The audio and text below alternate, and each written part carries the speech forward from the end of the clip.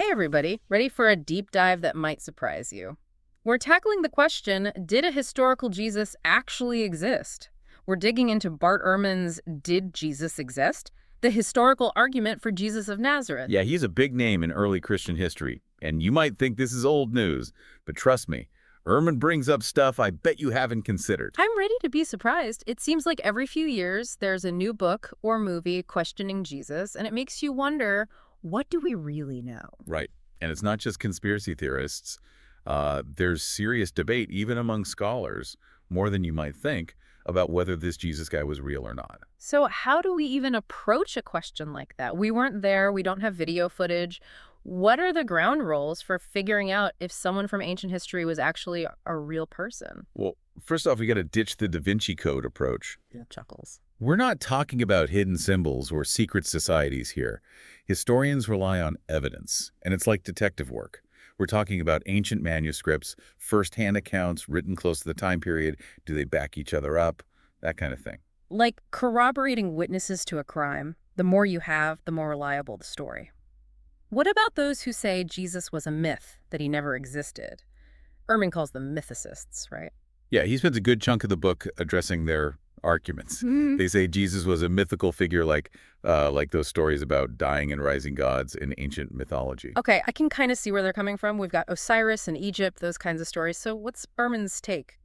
Does he buy it? Not really, no. And to be fair, neither do most scholars who focus on this period. The mythicist argument often hinges on how they interpret, sometimes kind of loosely, ancient texts. Or they'll lean on sources written centuries after the fact, not exactly what you'd call a smoking gun. Makes sense. You want the most direct evidence you can get, especially with something this old. So if we're going for solid clues, what do sources outside of the Christian tradition say about Jesus? I know Ehrman talks about Pliny the Younger. That's a pretty cool name. It is. Pliny, he was a Roman governor in the early 2nd century. He wrote about early Christians causing a stir. Now, what's key here is that Pliny's letters suggest Christians were already a known group by this time, meaning they had to come about before him, right? So we're talking just a few decades after Jesus supposedly lived. That's pretty close on the historical timeline. Didn't Ehrman also mention Tacitus? Another Roman historian, what's his connection? Tacitus, he casually mentions Christ being executed under Pontius Pilate during some Jewish unrest. It's a brief mention in Roman records, but it lines up with the timeline we're talking about. Wow, so even a small mention like that adds another layer of evidence for a real person behind the stories. Okay, so we've got these Roman records, but what about within the Jewish community itself? Any whispers of Jesus there? We've got a couple of leads there, too. Right. Josephus, he was a Jewish historian writing in the late 1st century. Now, he mentions Jesus in his works, though there's debate about whether later Christian scribes might have spiced things up a bit. Oh, you mean like they might have embellished his words to make Jesus seem more important than he really was to the Jewish community? Right, exactly. Yeah. But even if they did some editing, the original version probably still referred to him in some way. So even with potential tampering, it still points to a historical Jesus that people knew of back then. What about the Talmud? That's a really important Jewish text, right? Yeah, huge, but also tricky because it wasn't written down till centuries after Jesus. However, the fact that these Jewish writings even mention him suggests he wasn't just some Christian invention. He was a figure known within Jewish communities, even if they viewed him differently than Christians did. Okay, so we're building a case here. We've got Roman records, hints in Jewish accounts. But here's what I always found fascinating, that whole brother of the Lord thing that pops up. Right. What's that about? That little detail, and it seems so small, it's actually a really strong argument against the whole mythicist view.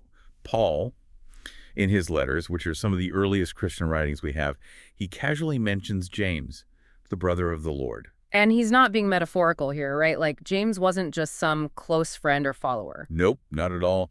Multiple sources confirm Jesus had brothers, James being one of them. And here's the kicker. Paul, he knew these guys.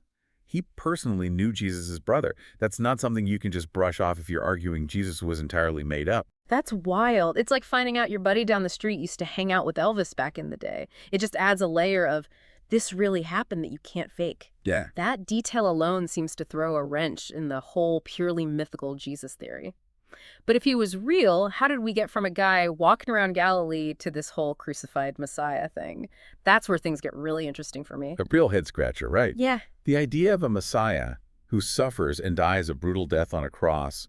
That wasn't exactly a popular concept in Jewish tradition before Jesus came along. Yeah, it seems like the opposite of what they were expecting, right? I mean, the Messiah was supposed to be this powerful king, a liberator. Exactly. The Messiah was supposed to overthrow oppressors, not be executed by them. Right. So for early Christians, this wasn't just some theological puzzle, it was a real crisis of faith. I can imagine. They had to reconcile their belief in Jesus as the Messiah with the very real, very shocking fact of his crucifixion. So if the idea of a crucified Messiah didn't come from their existing beliefs, where did it come from? That seems like a pretty big question for anyone trying to understand this mythicist or not. It is. Yeah. And it's one of the strongest arguments Ehrman makes for a historical Jesus. How so? Well, think about it this way.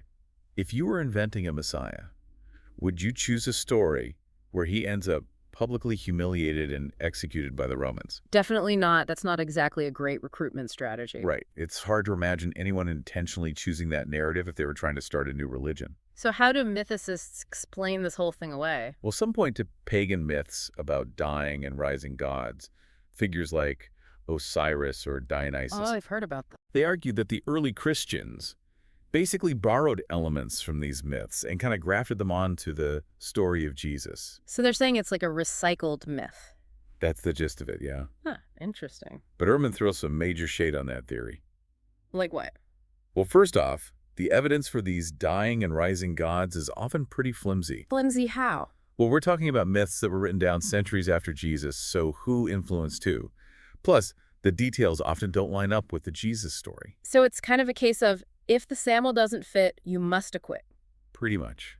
And even if there were similarities, which Ehrman argues there really aren't, it doesn't erase the historical evidence we do have for Jesus. It seems like the mythicist view requires a lot of leaps in logic, like that theory Ehrman talks about, where Jesus was initially a purely spiritual being who later got fleshed out as a historical figure. Yeah, he talks about G.A. Wells, who suggests there were two Jesuses.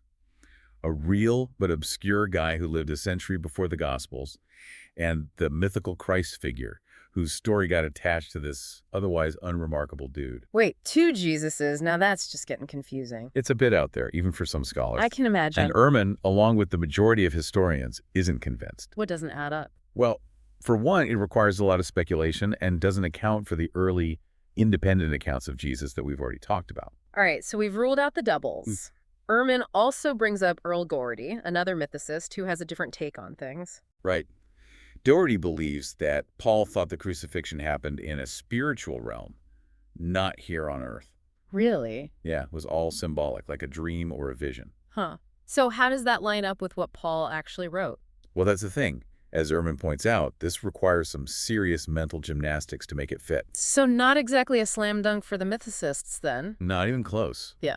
Ultimately, Ehrman argues, and I think convincingly, that the mythicist arguments just don't hold water when you really examine the evidence. So where does that leave us? We have multiple independent sources, Christian and non-Christian, that place a real person named Jesus in first-century Palestine. You know, it's kind of amazing when you think about it that we can even have this conversation. Why is that? Well, we're talking about events from 2,000 years ago. That's true. It is pretty incredible. Yeah. So if we can agree that Jesus probably existed, what can we actually say about him? Who was this guy? What did he believe? That's the million-dollar question. And luckily, even with the Gospels being a bit of a mixed bag, we can glean some key insights. Oh, how so? Well, historians use tools like multiple attestation, where a saying or event is mentioned in several independent sources, and dissimilarity, meaning it goes against what early Christians would have likely made up. So it's about finding the common threads and the things that stand out. Exactly. These help us separate the likely truth from the embellishments. It's like sifting for gold, trying to find those nuggets of historical truth. Exactly. And when we do that, a portrait of a real person begins to emerge. What did that portrait look like? Well, we can say with reasonable certainty that Jesus was a Jewish man from Galilee, probably from a humble background. So not a wealthy priest or scholar. Right, more like a working-class preacher who captivated people with his message. And his message was all about this coming kingdom of God, right? But what did that actually mean in the context of the time?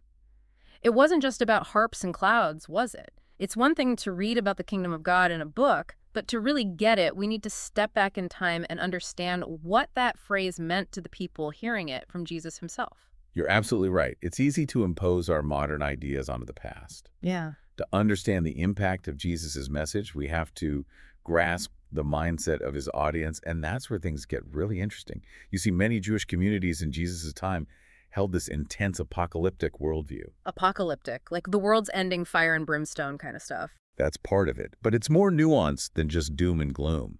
Imagine a people living under the thumb of Roman oppression, longing for liberation. They believed the world was broken, controlled by evil forces, and headed for a cosmic showdown. But here's the key.